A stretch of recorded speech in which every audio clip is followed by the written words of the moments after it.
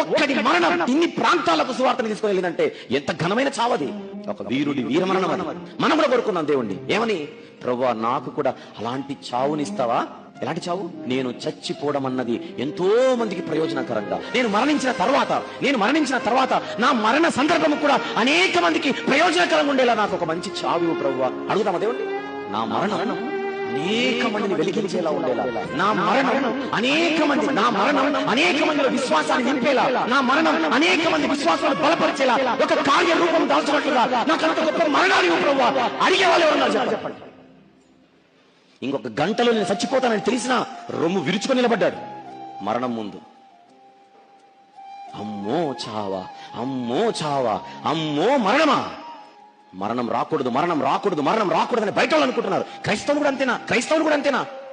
ఇంట్లో ఎవరైనా చనిపోతే దేవుడు మంచోడు కాదు. క్రైస్తవుల కుటుంబం